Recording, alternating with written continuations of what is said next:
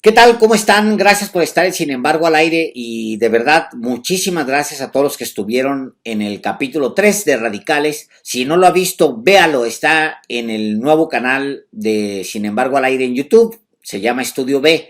Ya somos muchos, casi 70,000, creo casi 70,000 los que estamos ya suscritos, así que suscríbase y no se pierda Radicales, no se pierda tampoco Versus, que es el programa que hacen 5 mujeres periodistas mexicanas que analizan distintos aspectos de la vida pública de México. Pues les comparto mi columna para este lunes 22 de enero. Les agradezco también que la compartan, que si pueden dejen likes, que compartan siempre las ligas de los programas que les gusten porque es la única manera que tenemos nosotros de llegar más lejos. Gracias de verdad. El texto se llama de la siguiente manera: La estrategia ganadora, y dice lo siguiente. El jueves 18 de enero no fue el mejor día para Xóchitl Gálvez. Decidió cerrar campaña en uno de los estados más violentos de México, Guanajuato. El PAN gobierna ahí desde 1991.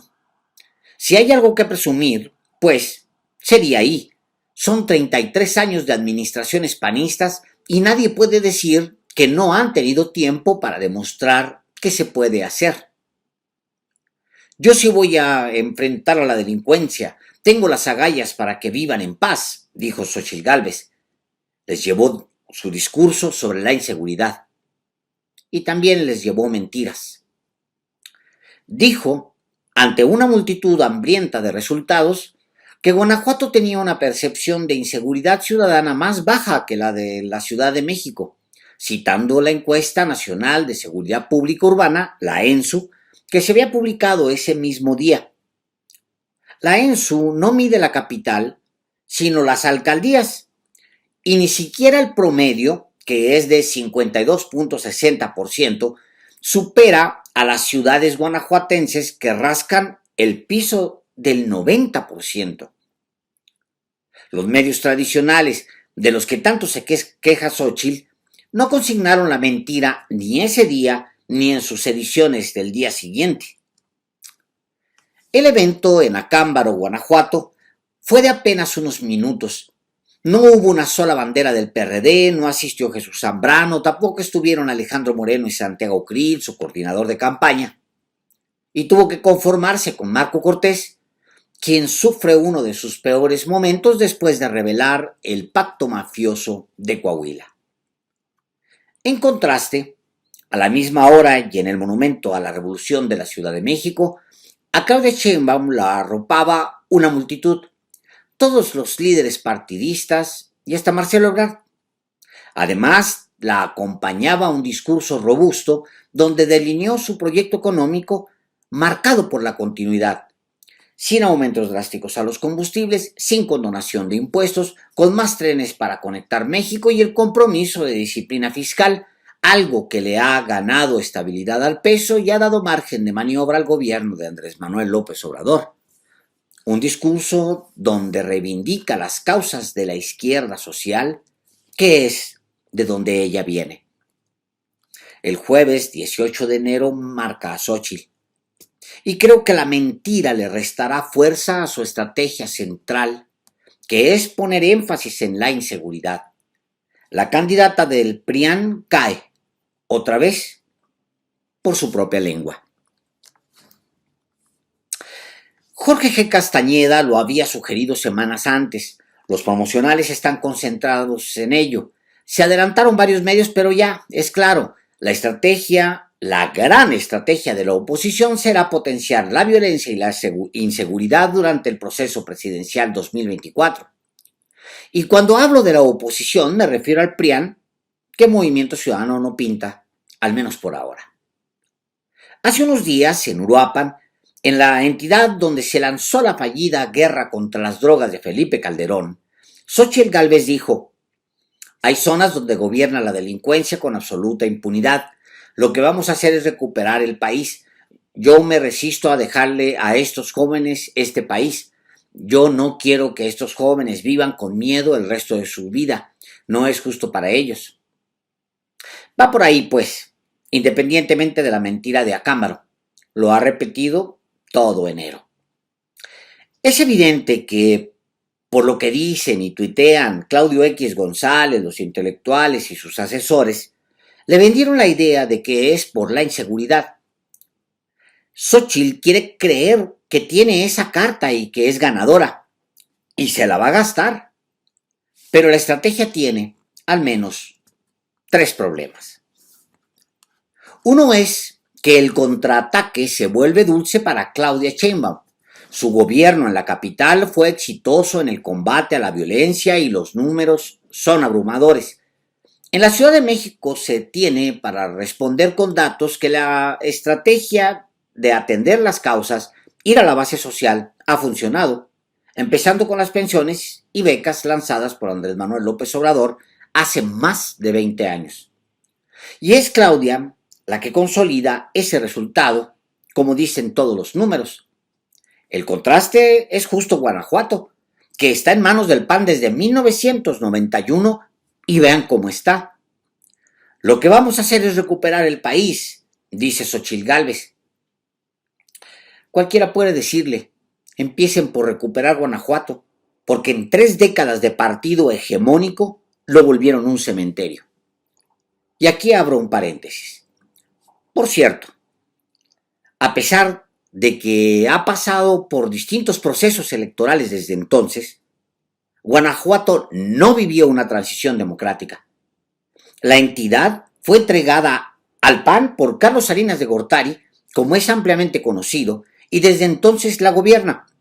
Pero no hubo siquiera simulación en la transición del PRI al PAN, porque se transgredió la voluntad de la gente por un objetivo mayor, que era aliar a esas dos fuerzas que supuestamente se confrontan. Cierro el paréntesis.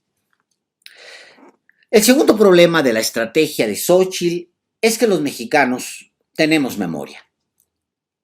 No es justo que los niños no puedan gozar de un país que gozamos nosotros todavía cuando éramos niños, dijo la candidata del PRIAN en Michoacán. Y es cierto. Nada más que las calles, las carreteras, los pueblos e incluso ciudades y estados enteros no se pueden gozar desde hace años. Desde que apareció Genaro García Luna, a veces mano derecha y otras veces por encima de Felipe Calderón, según Nicolás Sarkozy en sus memorias.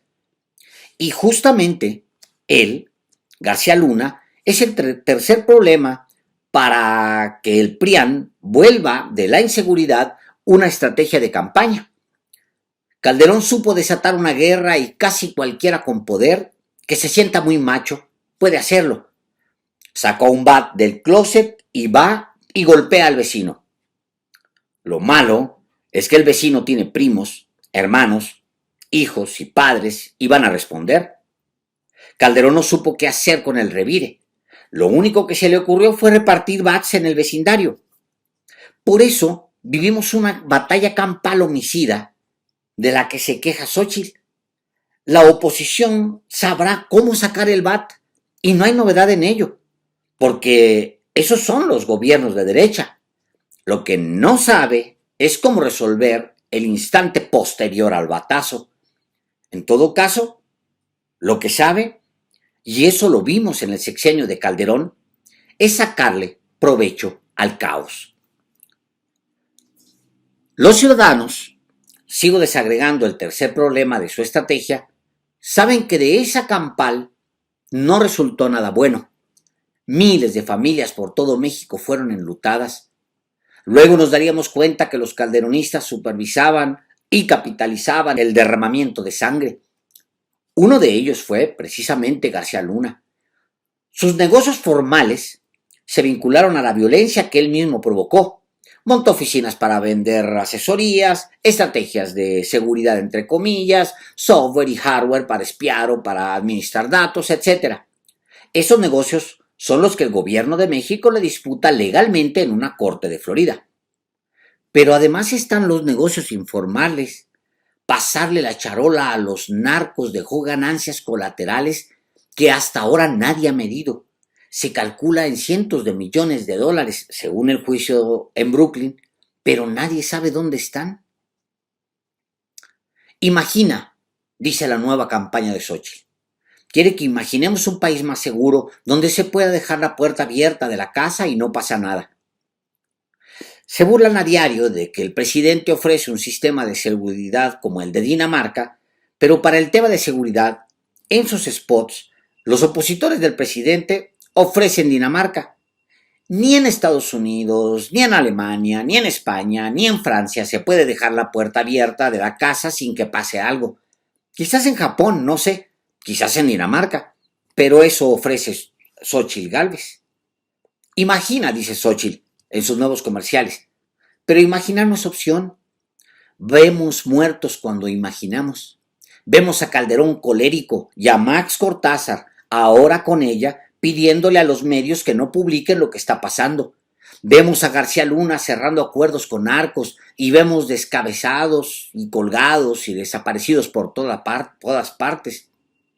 Lo que queremos los mexicanos no es imaginar o soñar, sino cosas puntuales, palpables, respuestas. Y lo palpable es que la Ciudad de México, donde la izquierda gobierna desde 1997, se vive mejor que en Guanajuato. Los panistas de la capital lo saben. Los alcaldes del PAN incluso hacen suyo ese logro, aunque Xochitl intente, como lo hizo la semana pasada, quitarle mérito con base a mentiras. Si alguien me pregunta cuál es el siguiente paso en la campaña de la oposición, se lo digo. Ligar al presidente, a Morena, a Claudia misma con el narco. Usará todo tipo de informes, tengan o no rigor, apoyados en medios y periodistas afines. Habrá documentales, libros, conferencias de académicos mostrando sus datos. Querrán manchar al presidente y causarle daño a su probable sucesora. Usarán granjas de bots, columnas, noticias principales, reportajes, entrevistas, podcasts y si encuentran, hasta cepelines. Y luego aparecerán en masa los arrepentidos, individuos que se graban diciendo: yo voté por López Obrador y me arrepiento. ¿Funcionará? Durante años han atacado a López Obrador y mantiene una calificación que ya quisiera cualquier mandatario del mundo. De 81%, dijo Demotecnia en su encuesta de enero de 2024. De 75%, según Covarrubias, y de 79% según Simo, ambas mediciones de diciembre de 2023. Solo GAISA le da 55%, bueno, y el Financiero, que es el nuevo GAISA. Y le puedo seguir. ¿Funcionará? Yo digo que no para que Gálvez gane, pero sí para tratar de tiznar a Sheinbaum. Ahora, una de las demandas principales de los ciudadanos es acabar con la violencia. El presidente conoce el reclamo. Para enfrentarla se necesita ver con claridad el problema, no enturbiarlo, no volverlo parte de la política, no usarlo como herramienta electoral. Y no se puede mentir con algo tan delicado como lo hizo Xochitl. No es responsable, pero tampoco es ético. Pero el problema de las mentiras de Xochitl sobre ella misma, sobre su familia, sobre su fortuna, sus propiedades, sobre sus supuestas hazañas y andanzas, es para la literatura. Como Demetrio Macías, personaje de la novela Los de Abajo de Mariano Azuela. Arrastrado por la fuerza de la revolución, regresa a casa y su mujer le reclama los años de ausencia.